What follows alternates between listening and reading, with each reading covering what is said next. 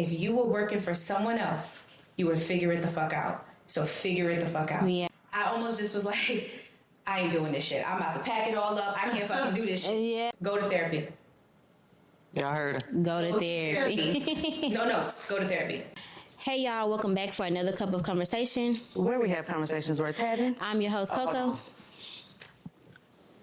My lips dry. I need some lip gloss. Girl, did you stop my perfect intro for this?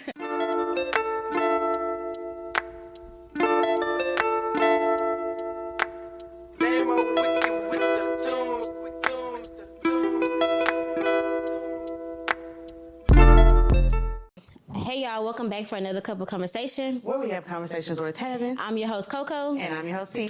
And today we are celebrating Small Business Women's Month for the month of October. And we have a special guest, Miss Dove Virago Lux Skincare.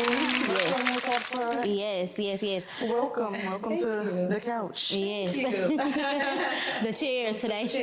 Oh yeah, we switched it up a little bit. Yeah. Chairs now. Let me just say this real quick because I want to give Miss Dove her flowers. Like immediately when we seen you on stage at the last event that we seen you at, we were like, we got to get her on the show. Like she is what we've been looking for. We had been strategically like saying like, okay, we kind of new to this. We just made a year.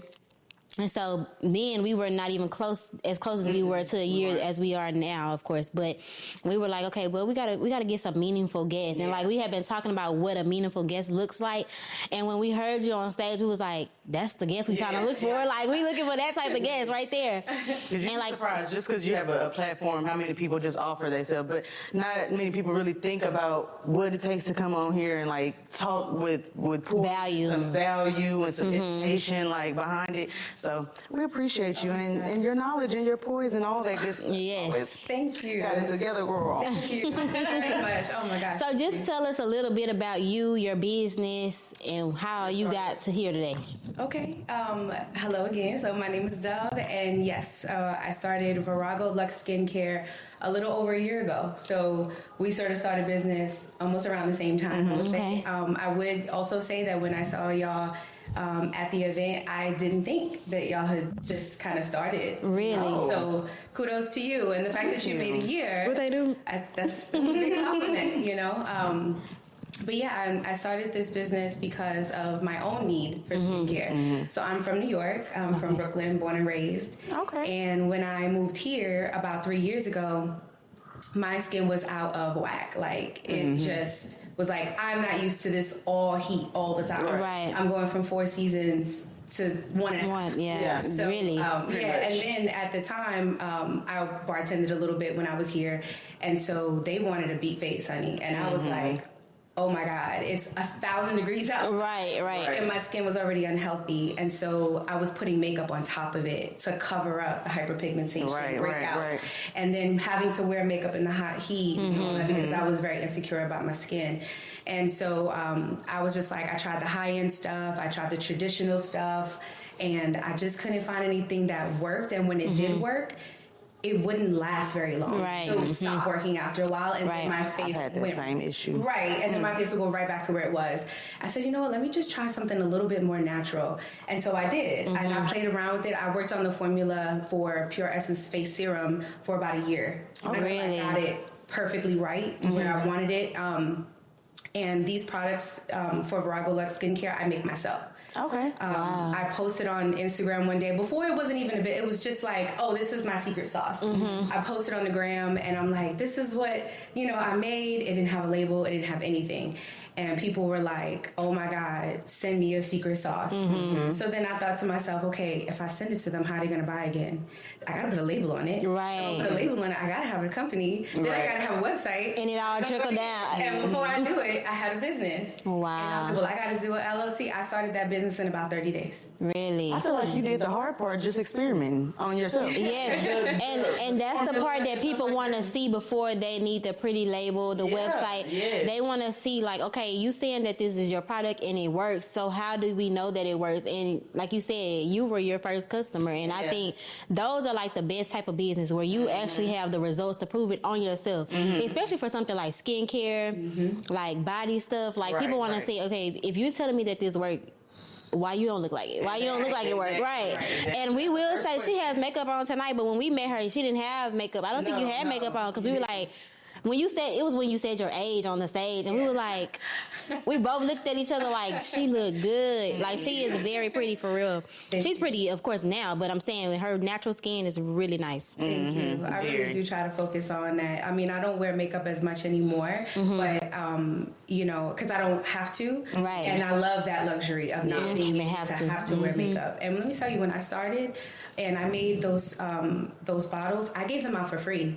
I paid for shipping. I just sent them out to people. I probably sent out about 20, 30 bottles. Right.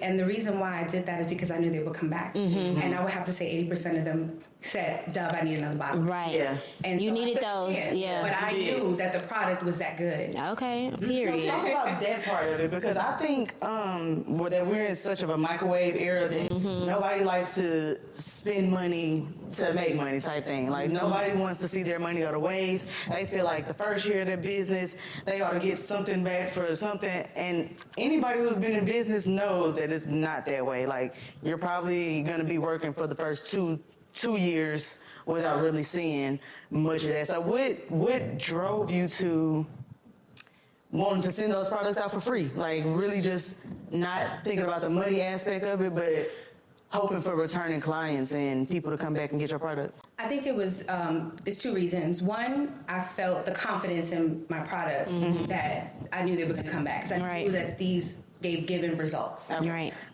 Two, I was giving them out to like family and friends and people on Instagram that, let's say, you know, those folks on Instagram you talk to all the time. You've not even met them, but y'all talk all the time. Yes. Support you. I love that. And so I send, you know, things out to them. Like, let me just send it to you. Right. You know, I will say though, the trick or the method that I've used is that every time I begin to make money, I put it right back into the business. And it's gotten to a point where the business does take care of itself. However, which is very fortunate. That's a success in its own right. The fact that we've been in business for a year and, you know, it runs itself. Right. So I was able to kind of automate it. Yes. But also, so there are some things that I do invest in, right? So I invest in social media, right? Like, Des is here and Des is amazing. I invest in social media because I'm not great at it. Okay. And so I invest in the idea is that social media will pick up and online sales will get so great that she almost pays for herself. Right. Her Exactly. services pay for themselves. I also have a brand ambassador and sales rep, right? So when we do vendor markets, she comes along and the idea is that she will be able to sell and pay for her own salary, right? If, don't get me wrong, it doesn't happen right away. So that's where the investment comes in. Right. And so after some time, you would hope that, yes, this pays for itself, but also you make profit. So it's a marathon. And this is what Jess tells me all the time. Yeah. Sometimes I'm like, oh, I know I have a good product. Yes. You know, and she's like, it's a marathon, not a race. And you know, too, I feel like that's good that you have people like that in your corner, because that's what we are coming up on. Like, we are duo. Duo. I about to say one woman team, but two woman team basically. And we do everything like literally ourselves. We do our own setup. We do our own editing, like our social media, content. Like all of our content. Like we do it ourselves. And like we've been like in communication about like we need a team, but it's really hard to find people that see your vision for with you. Yes. You know what I'm saying? To see that, okay, well, you might not get what you want to get paid right now, but just know when the business take care of us, we taking care of you. Like type of thing. Right. And I know some people, one of those things where we profiting and we're not taking care of our people, or we get somebody new because we have money now, or something like that. And it's really hard to find people that will do that. You know what I'm saying? So to have somebody that's like pouring into you like it's a marathon, it's not a race. You know, like that's top tier. Like that part is top tier. And I have been saying us and we ever since I started this company, because I always felt like I was going to be able to have a team. Right. I've been in leadership for about 15 years, and so I've never been the type of leader that says, I or my company or this. I always say our. And I'm so used to doing that. I didn't even have an hour. You know what I mean? I didn't have an us. I didn't have a. It was just speaking it was speaking because, yes, you know, like, And I'm just like, yo, I do everything myself, everything. And I'm talking about the website, the graphic designs. Now I have help with the social media, right? But before that, it was me by myself. And I'm doing absolutely everything. I'm talking about everything. So even with the vendor markets, right? So my vendor markets, if you haven't seen them, are very elaborate. And I put the time and the details into those vendor markets because at the end of the day, I'm asking you to put something on your face. Right. So I want you to come in and see it as a boutique. And I want you to see that I have paid attention to the details to the point where you can trust my product because I have, dedicated equipment to create this, to manufacture this product. And everything is clean and safe and detail oriented. Right. And I want you to understand that by just the presentation and also the aesthetic of it, right? I mean, sometimes people ask me, oh my God, why do you have so much stuff? I said, people love it. Yeah. And it is a lot of work. Yeah. It takes me about an hour and a half sometimes if I'm by myself and I'm just like y'all, lugging the stuff in. I got hand carts and wagons and all kinds of stuff that I got to bring in. And but it looks really good. It's inviting. It's like a spa setting on the go almost like and I see that. So I think that what you're doing is good because sometimes we, like T said, the microwave generation and that everybody has a business now. Sometimes you see stuff and you like, do you really love skincare? Or do you really know about skincare? Or it's just as a money grab. You just slap some labels on in your kitchen and just went on. Like, it looks very Lux, like the name. It looks very Lux. And you spoke about, like, being in leadership for 15 years. Yes. And that was one of my questions. Like, how would you describe your leadership style? Like, what type of leader are you? So, when I always lead from behind because the work drives us. The other person that we have on the team, her name is Deja. Absolutely wonderful. We had a full sit-down interview. It wasn't like, hey girl, can you help me out? It was like, no, we're going to set up a Zoom call. Let's have an interview. I looked her up. I kind of did a little bit of background and did some references and we had a full-on interview. I love that. And just because we're a small company doesn't mean that we can't do these professional big business things. Big company things, So we had to sit down and we spoke. And I was like, she's it. I knew just because I've interviewed so many people in other roles. I was like, she is the person that sees the vision and she has buy-in. And I think that when it comes to leadership, if you can be able to have a team that has buy-in, then you always lead with the work first. Right. I am not a leader. The work is the leader. Right. The business is the leader. This needs to get done. The company is the leader at the end of the day. Yeah. The products are the leader. Right. So if they do well, we do well. Right. And that goes for me and anybody else. Right. So I try to remind folks, if there's ever any moments where I need, in leadership in general, it's nothing. First of all, you don't take it personal. Business is business. But you still have to be ethical and treat people well. Right. Life has to life because that's what it's going to do. Right. And you Every allow time. for that. Every time. You allow for that. So I like to call, consider myself a leader that believes in that, allows empathy, but I also have boundaries, right? And then you set those boundaries up in the beginning of things so that there's a clear understanding. Right. And also contracts. A lot of people don't really talk about that. But if we have a contract, we are setting everything in place in which this is what I deliver, this is what you deliver, this is the expectation. And everything. Right. And so you can always go back to that. Like, I've never had any issues with Virago and our team. But in leadership in general, whenever there are issues, we go right back to that. Yeah. This is our expectation. This is what you said. Right. But is there anything I can do to support you so we can get here? Right. So I'm not automatically coming in with, why didn't you do that? I'm not that type of leader, and I don't micromanage. I love It's too much for me to micromanage, but I also understand that some people need different leadership, right? So there's some folks that are like, you could just give me the task and I'll get it done. That's me. Right. But then there's some people who need a bit more structure. This is what I need, how I need it, and when I need it. Can you have it done? And if you can't, let me know. Yeah. So sometimes people need a light touch. Some people need a little bit more touch. So it really depends. And as a leader, you have to understand what people need in order to support. And I think that is how I can, I guess, define how I lead a team is by supporting. I love that. I'm glad you mentioned all the good aspects of the way you do it because I've recently seen, and this is going to be my tea topic. Yes, I thought this would roll perfect. on social media about how black women supervisors are like the worst people to work under, and it's always a belittling type of thing, and it's always attitudes and this and that, and don't let you look better than her. I'm like, girls, are y'all that serious? But anyways, what would I had a question. Have you ever had any of these like bad experiences when it comes to people working under you, or are you working under anybody that was a woman of color? So I've worked for black women. My favorite. I would work for a black woman any day. Really? I have no problems.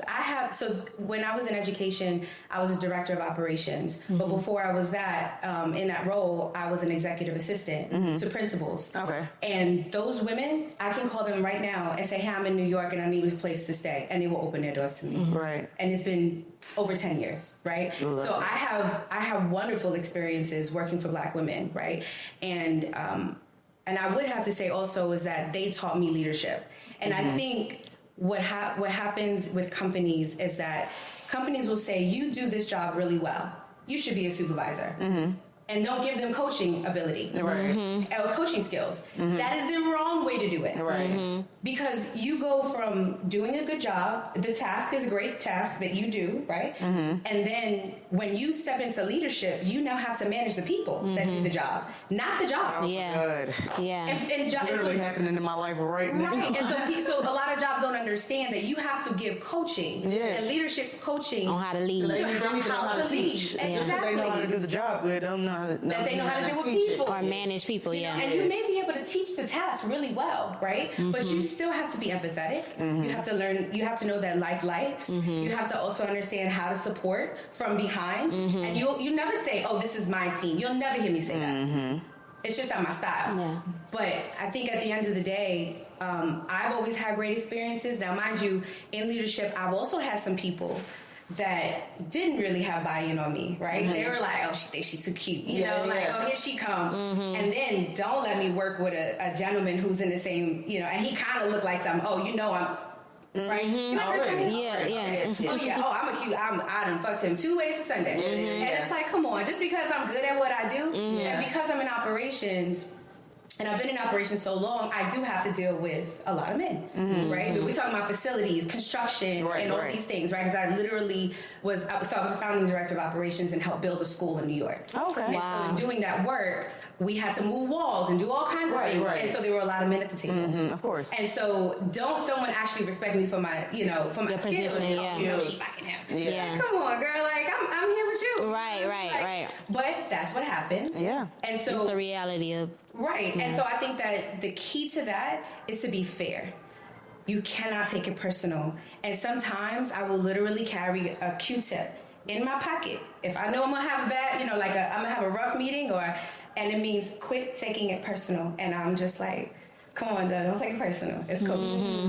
That's a good reminder. Yeah. That is a good reminder. And if you treat people fairly and ethically, and you try to do the best you can by people, and you remind folks that, listen, we are working for the job, for the company, for the good. Yes. Right? So when I was in education, it was a constant reminder, we work for kids. Right. Yeah. We don't work for ourselves. We work for kids. And so we have to constantly remind, And so there are some people that many of them I would have to say, they're like, they gave me a hard time at first. Like there was this one woman who gave me a really hard time at first. And it got to a point that a couple months later, not only was she helping, but she was like, staying overtime and bringing her kids to help, in certain things. So I was able to kind of show her, like, I am a genuine person. Yeah. I'm not, please don't take it personally. I have to do my job, but I'm going to support you and advocate for you the best way I can. Some people have those walls you kind of just got to break down a little bit. Exactly. And it takes time, and you have to allow for that. Because you don't know what they've been through. Yeah. And that's where the empathy comes through. Yeah, I think that's kind of how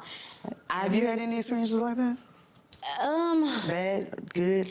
So me, I really haven't really worked for nobody really like before. I have when I worked. I think the first job I had was like a Dairy Queen. The supervisor was a man. And then after that, I started teaching, but he was a man.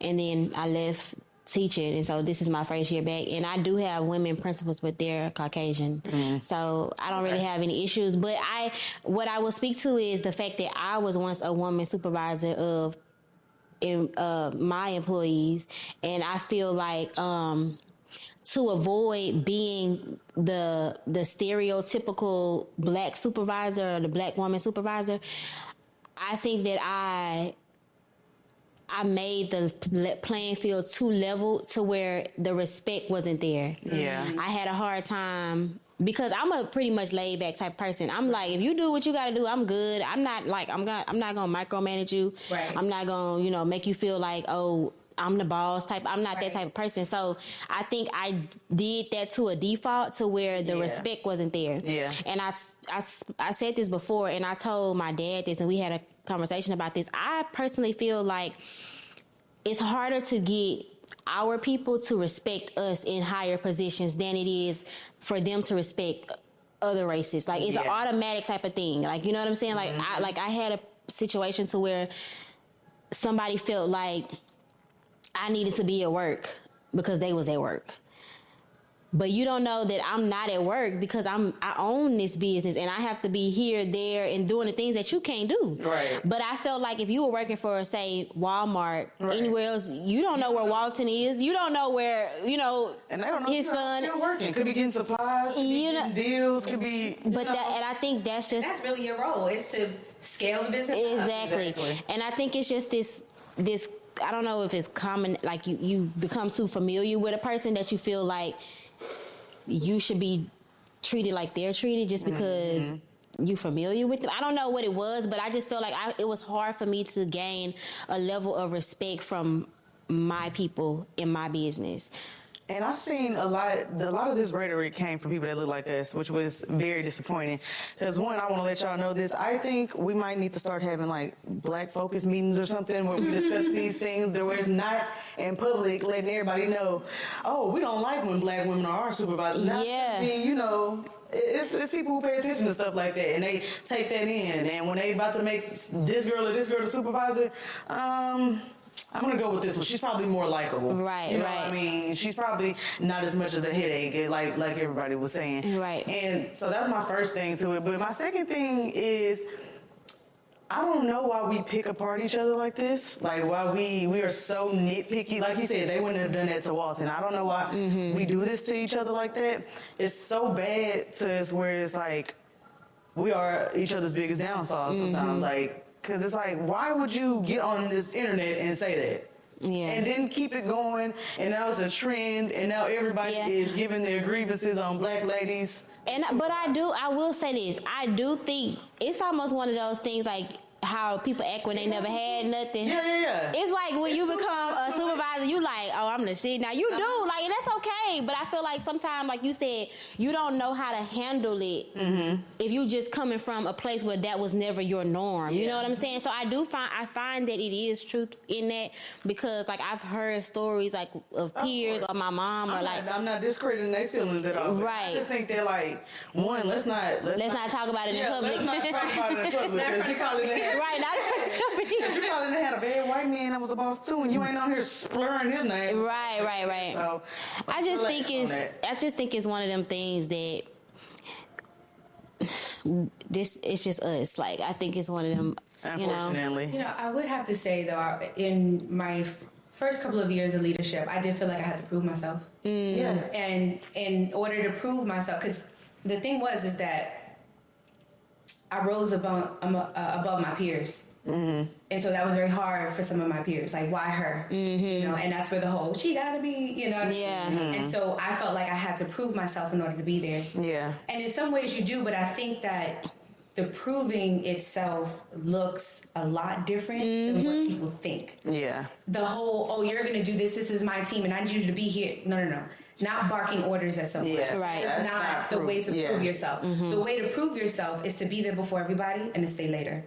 work the hardest. If it means picking up a piece of paper or scrubbing the walls and then making decisions in the meetings, then that's what you do. Yeah. Because when people start to see how dedicated you are, once they buy into you as a supervisor, then they will help, then you refocus that buy-in to the work itself. Right. Yeah. And so at first I did feel like, oh my God, I have to prove myself that I'm this person. But I really found that the best way to get to folks was vulnerability. Mm-hmm. There's power in vulnerability. Yeah, very much so. But because you don't want to get too familiar, like you mentioned, there is a thin line. So it's okay to say, when you mess up, you got to say you messed up. Yeah. That's where the vulnerability comes in. And you say, you know what, that's okay. I messed up. I'm really sorry, guys. How can I help?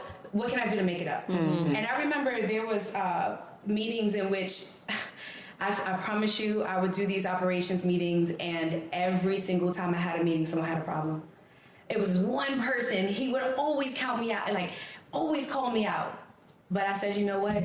He keeps me sharp. And it wasn't personal. Yeah. He was just like, I want to make sure I do a good job, so you need to set me up for success. Right. He was right. Yes. So every time I looked at something, I said, I think Hunter's going to say something. You know what I mean? So I know Hunter's going to say it about this. And he kept me honest.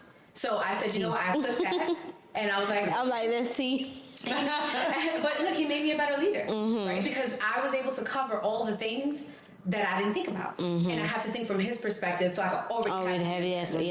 So, and then sometimes he would come up with things that I didn't think of, and he kept me honest and then I'll have to be vulnerable and say, damn, I didn't think of that. Yes. Good catch. So you have to be able to say those things. So when if you're walking around acting like you don't do anything wrong, and you already have this role, and you may have risen above your peers, it's like, oh, she don't do wrong. Find something she does wrong. Yeah. But if I'm telling you, hey, look, I did this wrong, and I'm really sorry, I'm gonna do better, and then you do better. And then the biggest part is also in leadership. If you say you're gonna do something, fucking do it.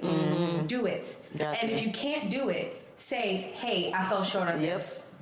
Yeah, that's what I seen in my office. I have a white woman supervisor, and I feel like she what people were describing about the black ladies, like you said, just always acting like she's never right. I mean, never wrong. Just can't admit to her, and I'm just like, you would be so much more of a supervisor because she does the come in early, stay late. She proves herself, but it's like you would be so much more of a better supervisor if you had a little more empathy in your way, and if you had some vulnerability, if you act like you were human sometimes. That's a woman's power. Yeah. I think that and empathy is our power. Yeah. I think it's normal for men to do it because our biggest boss, like the VP, he does that too, but it's more like when he do it because it's like that's what they walk around here and think. Like, they think we're just office ladies that don't do nothing. When really we got the company on our back. Right. No, really. Yes. Yeah, I think that's a tactic for across the board. I always tell like other teachers and stuff like that, or even like my husband when we first started raising my daughter. I think you have to let people know that you love them. Like with my kids at school, like I have to, before I could come in and be this Miss Jones, don't play this and this, I have to show you that I care about you first. Absolutely. Because I think that's when you get the biggest rebellion of when your kid feel like you don't even like me, but you gonna discipline. All you do is discipline me. You don't show no love. You don't ask me if I ate this morning, and maybe I'm acting like this because I'm starving since last night. And I think that's what I bring to where I am now because I come from where the kids, they didn't. Like, we had to send them home with stuff, and now I'm in a district to where they believe, like, oh, you didn't eat? Like, why would you not eat? Like, and I'd be like, take a seat back. Like, just go get 2 breakfasts instead of 1. They didn't eat last night. So I think, like, that, and my kids, they respond to that. Like, they respect me, I feel like, in a different way than they respect people that might not show them that empathy and that love first before they try to discipline them or try to, handle them in a certain way. So I think that is across the board for like even adults. I would say that also, like in leadership, in relationships, in friendships, in kinship, if it goes over it lands much easier for me to tell you when you're doing something wrong if I also tell you you're doing something right. If I'm constantly telling you you're doing something wrong, then you're going to get defensive, as you should, right? Because I'm always telling you doing something wrong. Right. But if I praise you when you do something well, you did this, you rocked it out the park, then those are wonderful things, right? So when I say, hey, we kind of fell short on this one. You can understand that, like, oh, okay, like, yeah, I did. Yeah. Because I'm not here to criticize you. I really want to see you grow. Right. And so when Deja comes, she's actually a yoga instructor. Deja, that works with us as a sales and brand ambassador. Okay. And so there was an event recently, and I was doing a vendor market, and she was teaching the yoga class there. And I was like, she's like, oh, I can help you. I said, no, ma'am. I want you to focus on your business. Right. I want you to do what you do.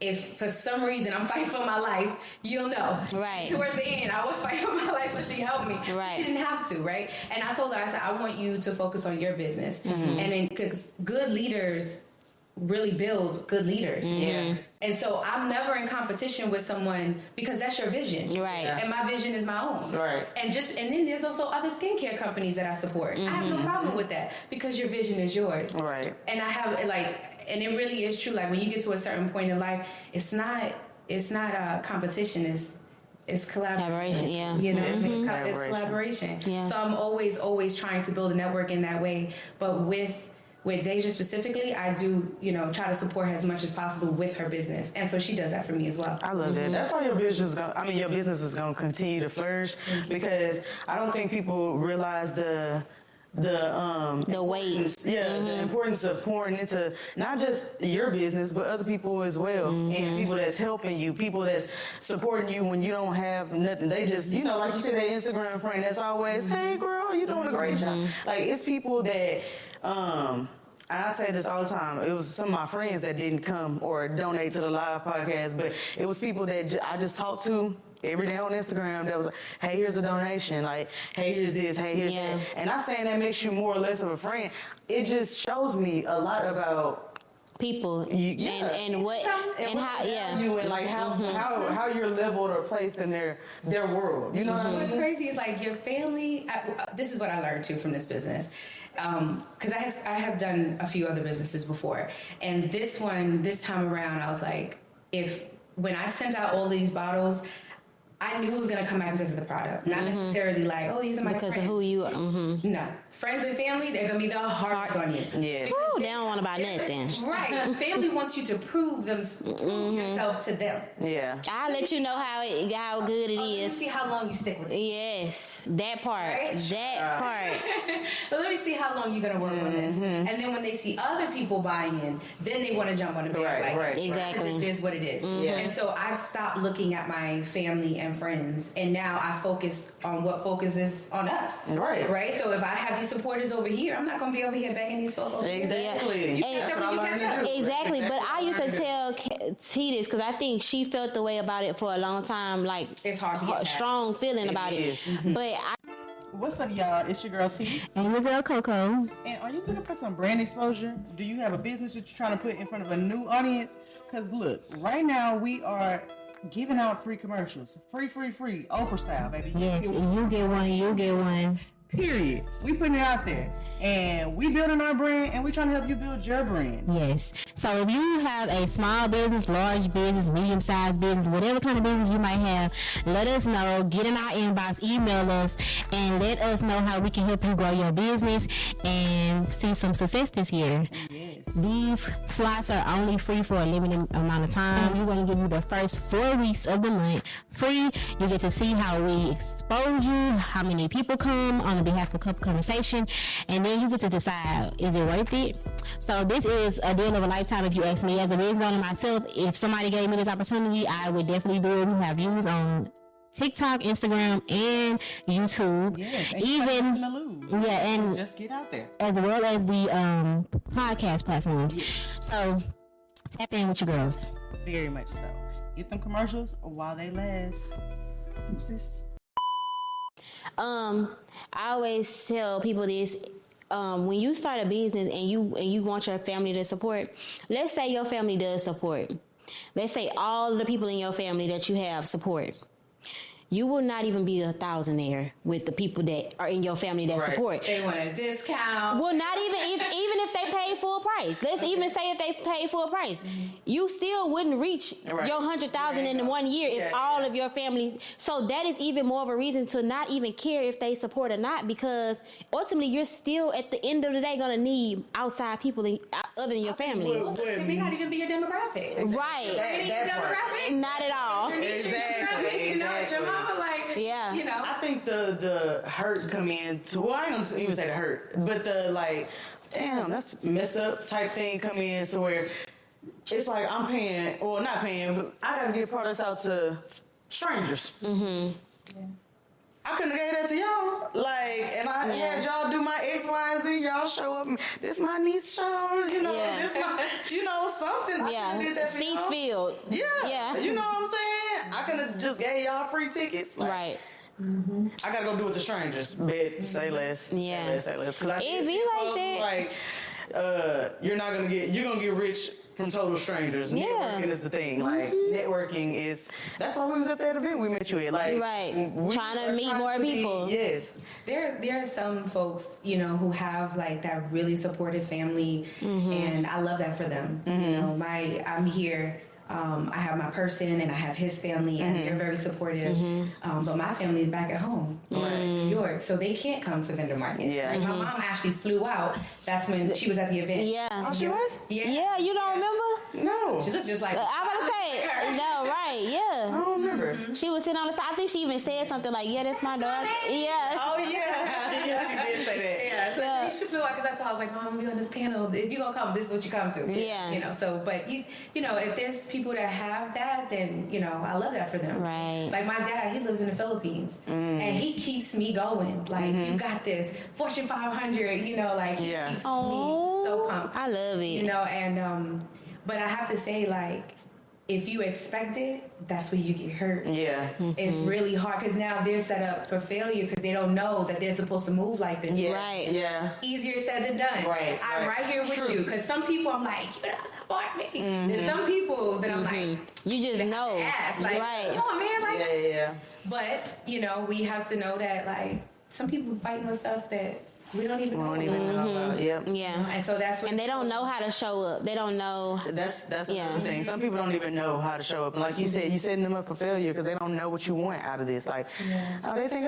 if I share every now and then, she'll be all right. She'll like that. Right. Oh, You know, wouldn't she? Right. But you know. And then some people feel that, like, the only way to, like, to support is by money. Like, you have to buy a product. I was just about to say that. No, support can be free. Just tell a friend to a friend. Yeah. Post, share, comment. I can be honest and say I used to be that type of person. Like, I felt like if I couldn't do what I felt I wanted to do, then whatever else wasn't going to be enough. Like, Baby, I'm quick to share. No, I feel like I think I've always done that part, but like I feel like if I feel like I can't, like, for instance, and this is not even business wise, but this might be just friendship wise. If I feel like I can't come and I can't bring you a gift if I know that's what you require or something like that, I would just rather not come. Okay. Because I feel like you might be thinking like, oh, just show up, be there. Like, but if I know you for real and I know you like any other time, you like, girl, I'm getting a gift. I can't wait for my birthday. I get gifts, this and that, and I might be broke or something like that. And I don't have no money. Then I'm just stay at home because you might say in the hindsight, oh yeah, you just should have showed up. But I know you and I know that's what you like. So I feel, I feel like I can't meet that. So I mean, what you can do is just say, hey, look, I'm coming and I know I want to get you something, but I just wasn't able to get you. Right. Do you still want me to be there? Or can I make it up to you and get you something later? And then, and then put a little calendar reminder so that you get that done. You know what I mean? But I mean, it really is just like, just knowing how to frame it, I guess. But they just want you there. Like, I've had people myself who have said the same things to me. Like, oh, I couldn't do this. I just want you to be there. I just want to look in the room and see a familiar face. That's it. Yeah, that's what it. But sometimes you just want to look at it, like you said, see a familiar face. So y'all got to understand, it's not as deep as it always seems. Yeah.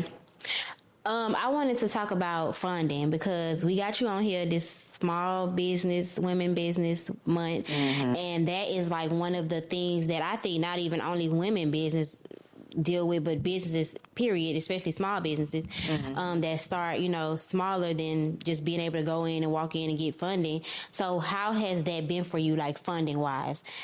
So I've actually been self-funded. So everything, like I was saying before, is like everything that I find, any profit, I put it right back into the business. Okay. Now, the important thing I would say that a lot of folks don't do, and I didn't do this at first with my other businesses, is have to budget. You got to stick to that budget. So don't just go out and start buying things. Yeah. Right? You got to do your research. I literally had an Excel spreadsheet where I had all bids. If I needed labels, I looked at Vistaprint, I looked at Canva, I looked at Local, and then I had them all listed next to each other so I can look at quotes. How much is it going to cost me to do 100, 500? How long will it take? What is the shipping? Right. Go there in person. So once you're able to get an idea of all that you need, and you have to give room for, for other things, right? Right. Incidentals, right? Right. You may not expect. Budget yourself first and then stick to that budget. And then if and I hate to say this, but the way that I've been able to save money is by doing things myself. It's really difficult sometimes to do it all yourself, but there are some things I'm willing to relinquish. Social media is one of them. Yeah. So every time I'm able to I stick to that budget so that I know I can afford this vendor market. Right. So when I go to this vendor market, I have a goal in mind of what I'm going to make, and I'm going to make it. There are moments where I simply can't make it, right? Maybe there isn't enough people, or maybe I've oversaturated this, this crowd. Makes sense. Like, it happens, right? Yeah. So then how do we now turn that into another vendor market by meeting other vendors, meeting the organizers, being kind to everyone? Like, I don't care how bad the vendor market is, you always keep Smile. Yeah. always remain professional because you don't know who's watching. Right. Yeah.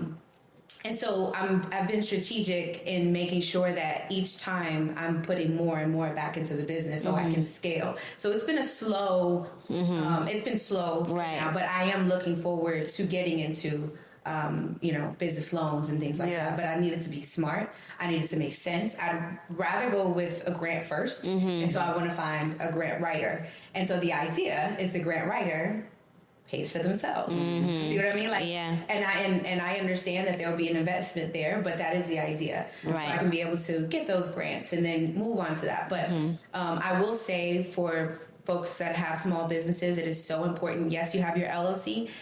Get a business bank account.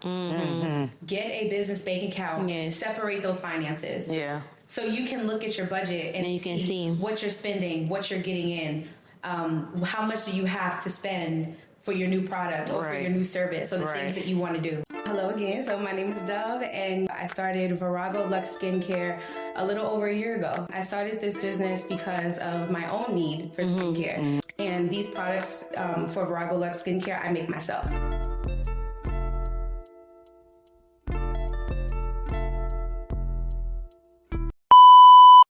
But like, it was smart because I felt like when you get ready to ask for a loan, that's what they want to see. What money came in your bank account. Yeah. You know what I'm saying? Yeah, I mean, and if you take cash, they want to see all the things. How are you spending? They want to see that you are making money, right? Because they want to make sure that when you are asking them for their, you can give it back. You have the means to give back. Exactly. Now you can't go and do your taxes and say, "Oh my God, I made no money," and then go in and ask for a loan. Yeah, exactly. I made all this money, exactly. right? Like the math. It's either you want to be wealthy and you want to build wealth, or you don't. Because I think people have the mindset like that, like, oh, I want to get all this money back from my taxes and this and that, but then at the same time, I want to be able to buy this $400,000 house. Yeah, I think you gotta be focused on one goal. Like, you can't be on food stamps and want to be wealthy at the same time. Like, that's why I feel like I'm getting out of that what they call the broke mindset or like the poverty mindset,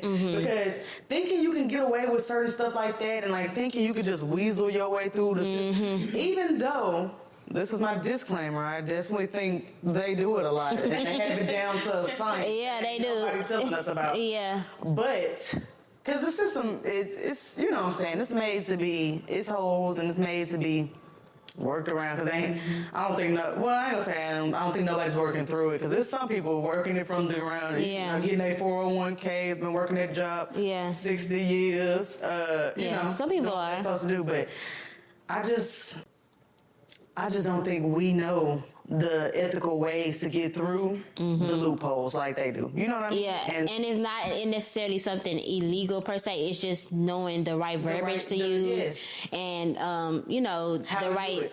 Yeah, how to write. Yeah. I think that's what the grant. Yeah, we're not taught these things. It sucks. That kind of goes back to us not just knowing financial things and anything about being financially literate. Yeah, we know how to file them to get them taxes for them babies. That's it. Yeah. And what I would say too is that when you build a business, you have to constantly be learning. Like learning doesn't stop because you have to scale your business. So if you continue to just do the grunt work, how do you then scale your business to the point where you do become CEO? You'll never hear me say, "Oh, I'm CEO." I just don't usually say it. Yeah. Right? I'm a founder, and I say I'm with Virago Lux Skin. And so when we're talking about like doing the grunt work, that's the hard stuff. Yeah. But we have to get out of that. Yeah. And that's where you have to trust someone. You put the right people in place, and you trust someone to say, "Hey, I'm going to let this person do this," right? Like, Des and I have this great partnership where she has my passwords and all that. She takes care of it, you know what I mean? But I trust her to do that. Right. And so when you are able to trust people and do the things that you need to, then you can scale up and do the other things like, how do I get more product? Right. How do I find that grant writer? How do I get into retail markets? You know, so that's the stuff you're supposed to do. Right. And I was just telling my friend this because he started an organization and he is starting another organization, kind of mirroring the two, but they're two totally different organizations. And I was just kind of giving him a little advice. I'm letting him know you can't handle this one like that one. We all have had businesses, and I can't handle my makeup business how I do the podcast, or the podcast how I do this or how I do that. Like everything has special instructions and like no way around you never stop learning. Like Coco had a whole business, I had a business before this, but when we got in this business, we both had to go back to the drawing board a couple times because we had to realize, like you said, we can't do everything. We need to find out what our strong points are, what we're good at. Delegate ourselves. We still working on a budget, and because baby, we just be, you want to pay for this? Go ahead and pay. We're gonna split it down the middle. Let's go ahead and send the funds. And like, I don't even know what we spent on this so far, which is crazy. And I actually think I want to get like a financial advisor. I was gonna see something about talking to Lanaya about that, just to kind of like get us in order, not necessarily bookkeeping. Yeah. Just like help or start us out.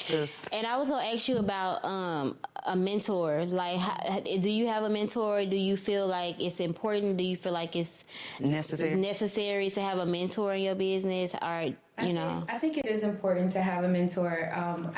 The mentors that I have are the women that were my leaders, you know, back in education. When I think about, you know, Jackie and Judy, love them. I'm like, what would Jackie do? What would Judy do? Right. You know, so they mentor me and don't even know it. Right. Because Okay. they've had such a lasting impression on me. Right. But as far as like a thinking partner, that's my person. You know, and he has his own business, and so we're constant. And then even Des too, and Deja, like.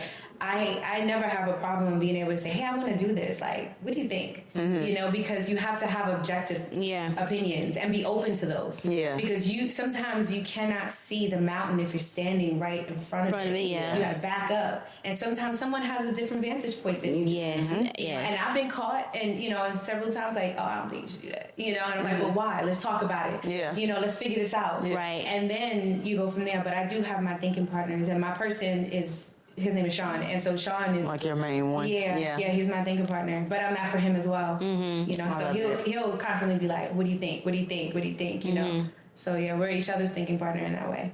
I love that. I feel like business, it is necessary to have a mentor. It don't necessarily have to be in your field, but just somebody, formal and mentor.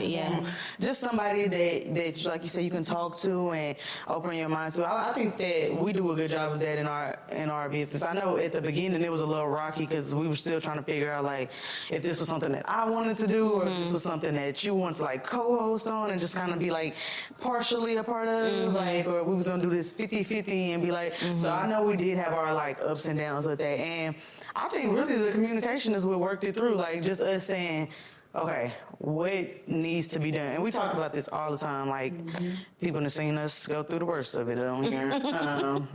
But it wasn't, I don't know why we always say it like that. It wasn't as bad as we be making it seem. I mean, you don't think together, so it couldn't have been that bad. Exactly.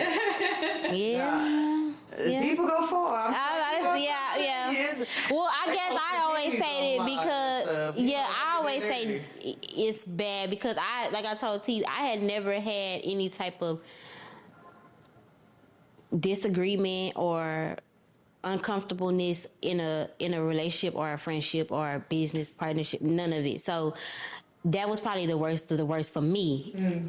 As worse as it got for me ever before, but I would agree also that it wasn't as bad as I guess what other people might experience or something like that. But yeah, I think having a mentor is good. I asked that question too because in my business, before I closed my spa down, a lot of people were telling me, you just need to get a mentor and do this and that. Mind you, I have had a business mentor. She was not necessarily a mentor, or they both were not necessarily a mentor that was in the spa industry.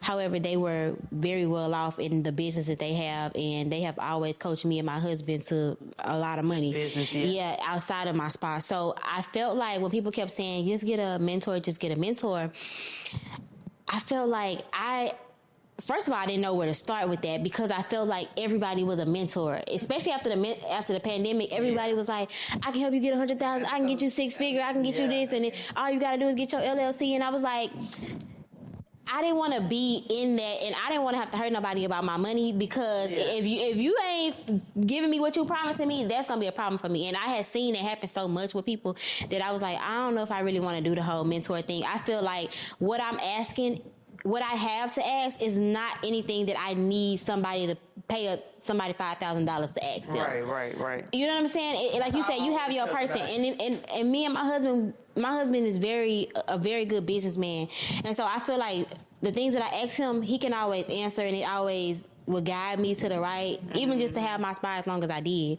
it would always guide me to what to do.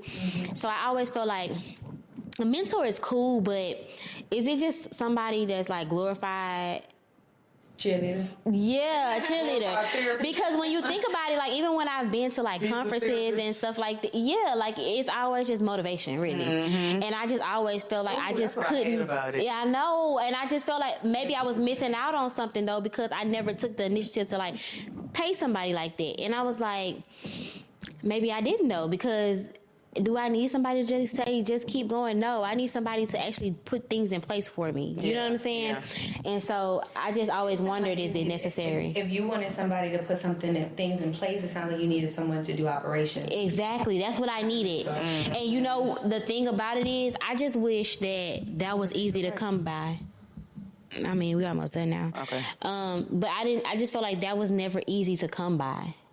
I think if someone is looking for a mentor or coach, it is very, very easy to get scammed. Very easy. But like with everything, right? And they're getting good too. So you have to be patient, do your research. The right mentor is going to give you the space to make a decision. They're not going to pressure you. Oh, you got to make you got to make a payment right now. Right.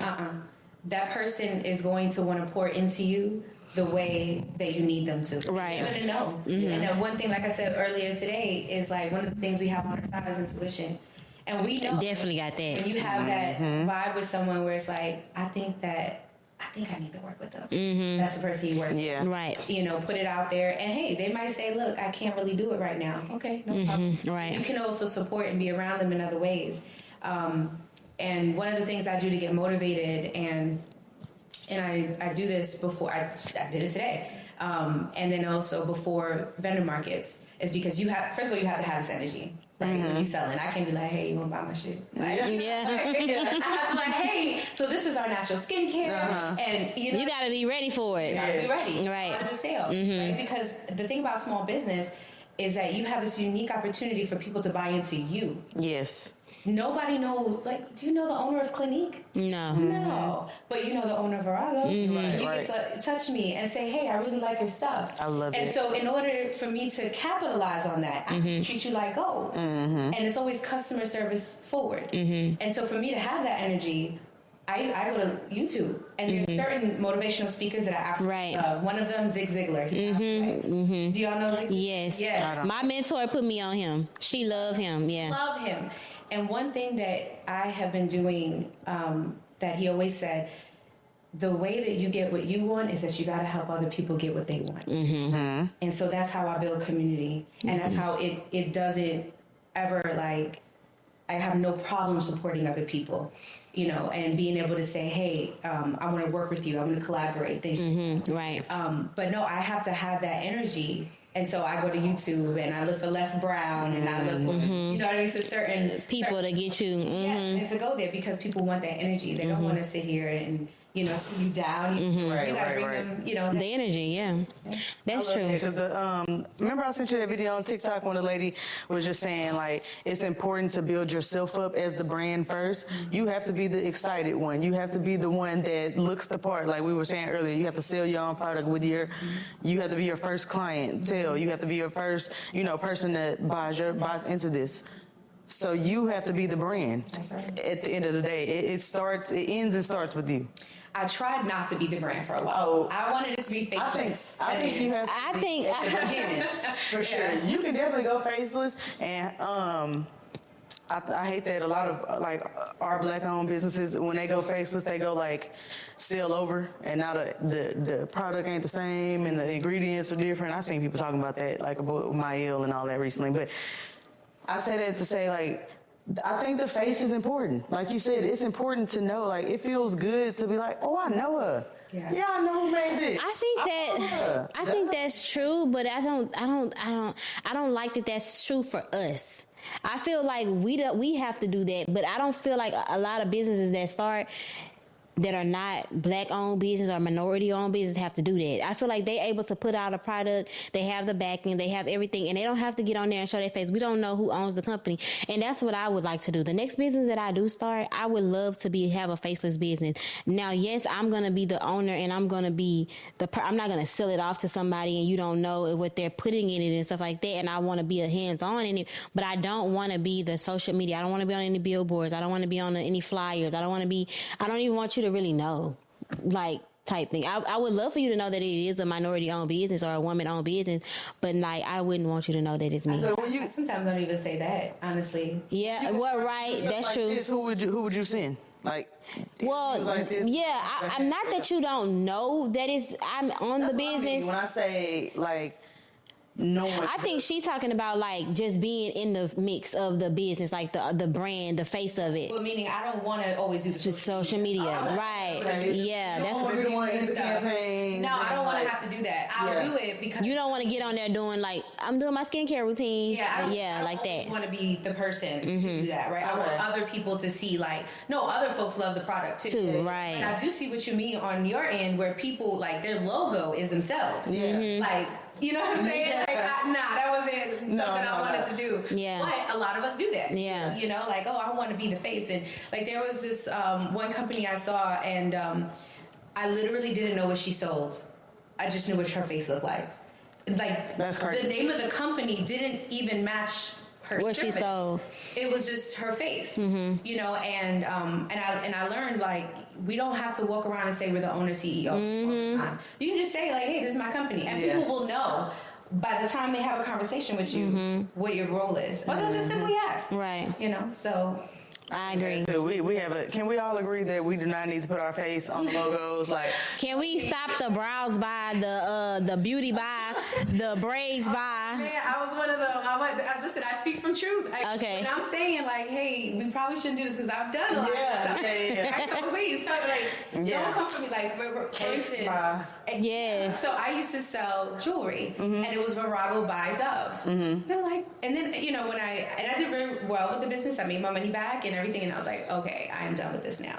And when I was done with it, it was just like, okay, when I start this Virago, I'm like, yeah, I don't. You didn't even have to do that. You got a unique name. I can't use Dove at all because, you know, products and chocolate. But I see more people doing that when they don't have a unique name. Like, you know, and then they'll put their name in it. No, I think that people just are and not in a negative way. I think people are ignorant to how business works and how branding a business and marketing a business works. I don't think that they do it because they don't have a name. Because you could come up with anything that's not your name. I think people just don't. Lacking creativity to like really put, like you said earlier, every single detail into your brand. Like lacking the creativity to know you have to do every single. It just can't be TST. Right. Well, I think people don't know but people don't. What I'll say is people not the ignorance of it, but just the longevity of carrying a brand. I think they don't think about. I think you think in the moment. I'm going to start a brand. This is my brand. So, of course, my name should be on the brand or, I should be somewhere on the brand, but not thinking longevity. Like, how do you, because I always was taught by my mentors that I did have, what would your brand look like if you had it up to on the top of a building? What would it look like? What would your logo look like? How would people know? Even if we don't see Walmart and we see the yellow thing, we know that's Walmart. What would that look like for you? And that's how I went about, like, with my business, even with Body Conscious. I felt like that's what I wanted.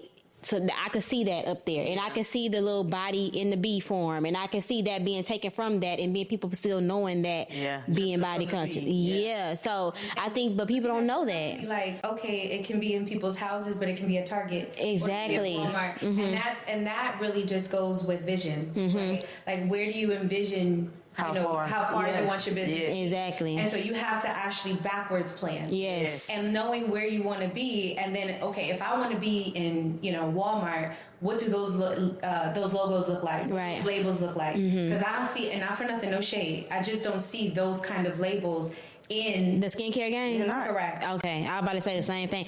Yeah, literally, I just had a conversation with my sister. I was just online. My sister, she has a intimate line, and my sister is older, but my sister has also been in the workforce for a very long time. And so and I think because I'm a little bit younger, she asked me like for my opinion about like, how does this look, this and that. And, she was telling me, she was like, I want to come out with my product, but when I come out, I don't want it to look like I slapped a label on it. Yeah. She was like, I want it to look, she said, I'm 40 something years old. I need it to look like that. I need it to look luxe. I need it to look sexy. I need it to look like, people put their perfume on Dior on the counter, and I want it to look like that. And I was telling her, and I was like, so what are your, your products look like right now? Like, what is it that you send, that you've been looking at? And y'all, I'm gonna show y'all the products that she's been looking at. But I had to sit there and like tell her, like, sister, like, no, but she knew that wasn't it, though. That's why she was hitting me up. She was open to that. Yeah, she was open to it. But I was like, yes, see, you got to get something else, because this is what the products were.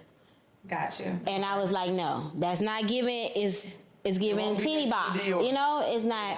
And so I sent her some stuff, and I was like, you need something more luxe, like a glass bottle, like something nice. Word, like, little words on it. Yeah, simple, clean. And so, but like I said, she knew that though. But I don't think people think backwards, like you said. Like I think people think in the moment, what can I buy with my money right now? Right. But that kind of goes into like the microwave generation of owning a business. Like, why not be thinking, can my brand? It's something, if you don't know that to think, if you don't know to think that in that moment, because I think about when I started my business.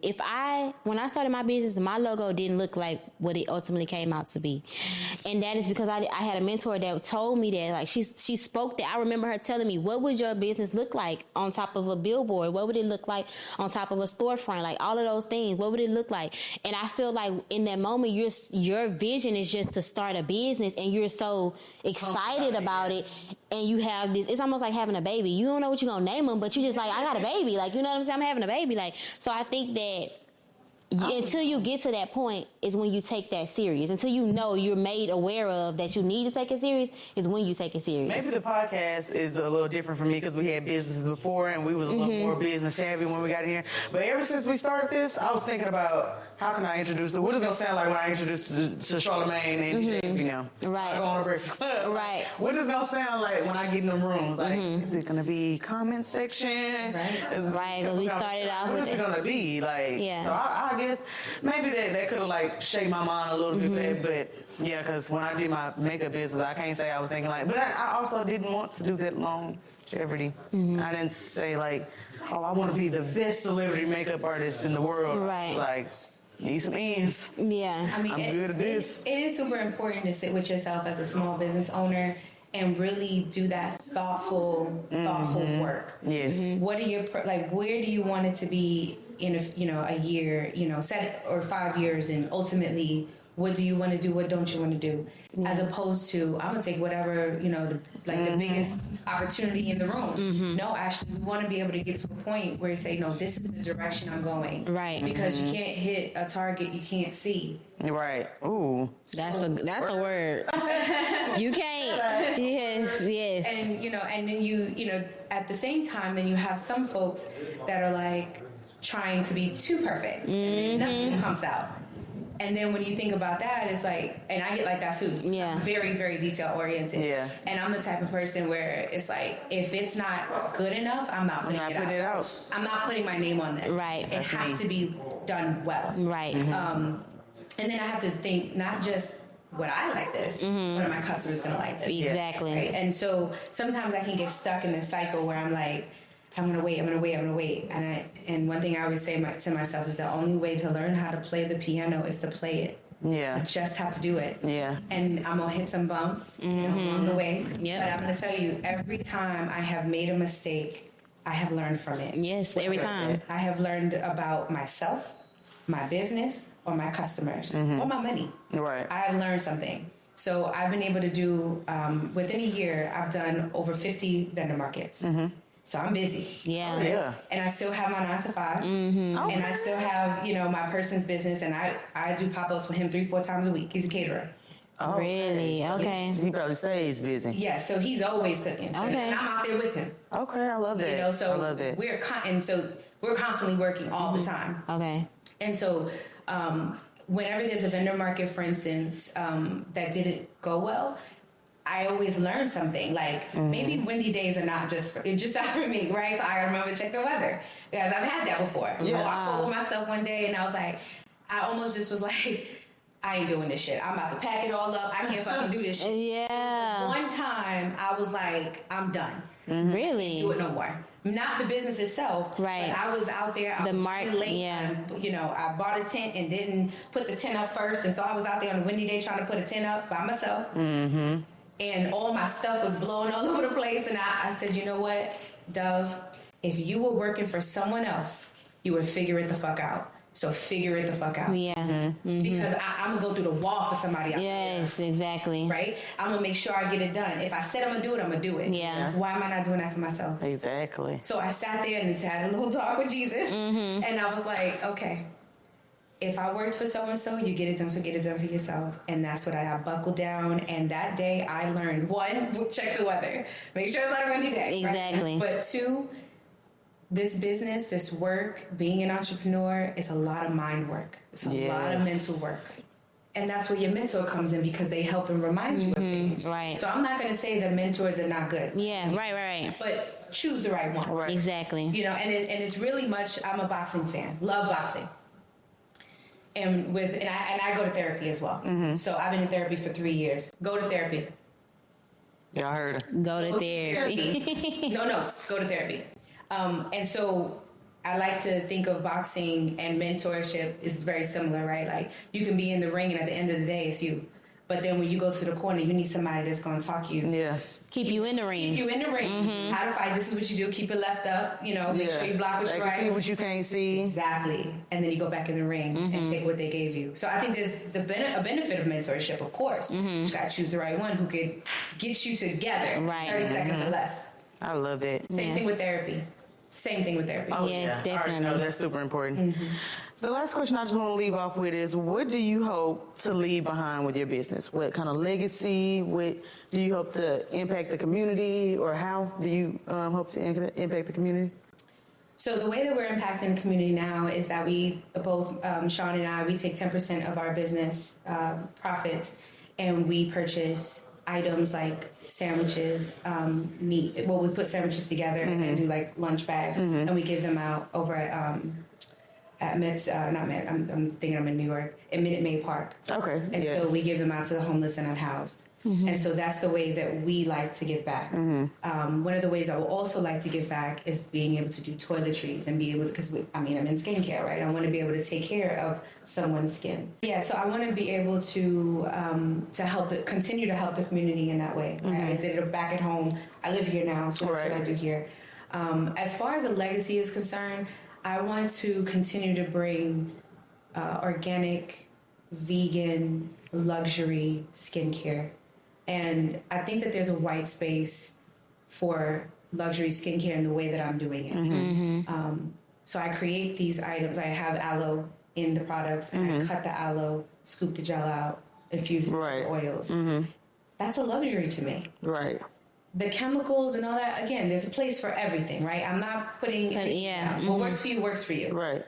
But I think that there's something luxurious about artisan, handcrafted from the earth skincare from the earth. And it doesn't have to be wrapped in burlap. You know what I mean? Like, and because I'm not really a fan of it, you know what I mean? So, but I think that it can be luxurious, and I think that looking at skincare a little differently is what I hope to bring to skincare. Right. I love that. That's very important. Yes. Especially in our community. I think we're so ignorant to a lot of things. Yeah, and we look for a quick way out sometimes. Yes. Some of us, we look how to do something the quickest, and I think that part of what your luxury is the luxury that I desire to reach, and that is not having this idea that I'm always on a race to do something better, to do it again, or to do it the best, or and like you said, it's not always about getting things getting your skincare fast and chemicals and this and that.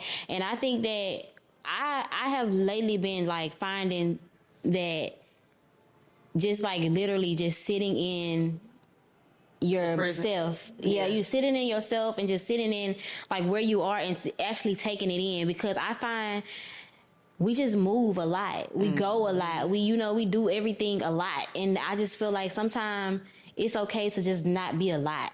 And I think we have gotten so normal with everything being a lot that we just like, oh, it's okay, it got chemicals, oh, okay, it got this, it got that, you know what I'm saying? And I think that it's good to know that somebody is still sitting at home and saying, it's not a lot, but it got a lot of impact. You know what I'm saying? It means a lot. And I feel like I would be able to receive that a lot more. And like you say, that's the luxury part of it. Like having somebody that really cares about you enough to do that. Right. You know what I'm saying? Because the truth be told, like you say, we're not knocking anybody at all. But these companies, sometimes they don't do it with the care. They do it with the dollar behind it. You know what I'm saying? So to know that, she got to do it with a dollar behind it because that's her business. But you also doing it also with the care. Like I feel like that is, you don't find it. It's foreign. You don't. Yeah, it's foreign. It's a foreign thing. Like, and I hate that that's foreign. And as a lot of stuff, we always talk about just different stuff, like the lack of community and the lack of, togetherness that we have because we're on this rat race all the time. And so, just to know that your product is speaking to move away from that, I still want to be able to provide, even if we scale, right? And say this huge investor says, I want to, I'm going to give you a PO for X amount of dollars. Right. I still want people to have that small batch feel of our products. Yes. So do you think that's possible? I think so. You think so? Okay. I think it's possible because I believe it. And it's not just me, right? Like I can sit here and say, oh, I have this great product and it doesn't work, right? Believing isn't just it. You got to put the work behind it. Right. But I know that, these ingredients work. And so I have a lot of integrity behind my product. So I'm giving you 100% organic product, ingredients. I'm giving you all natural, and I'm checking these labels. I'm sourcing it. I'm trying to be as sustainable as possible. Right. But if I'm, shopping around and I get my ingredients and they don't have organic, I don't get it. I have to wait. So that's the integrity that I want, that I hope that my customers trust in and know that when they buy Virago Lux, they have, that luxury that they can be assured that it is organic, it is natural, and it is going to work. It does. I love that. I really do. I do too. Y'all make sure y'all shop at Virago Lux. Yeah. Like it's. I know it's. finna Like get some. I'm about to say no for real. I have some for you. Look, Some for y'all. listen. I just got on my skincare tip. We've been talking about trying to wear this makeup. And I don't wear makeup to work anymore I know that's right. because I've been. We'll cut this part. You can actually uncut it out. Well, y'all, this was a great episode. Thank you, Miss Dove. Just always so poised and so just everything. You everything, girl. You everything. Like she is one of the ones like Lanaya. Like when we grow up, we want to be like you. Like you know. Yes. It just gives grown. More so I can feel Yeah. The vibe is vibing. Love it. All right, y'all. Until next time. Bye.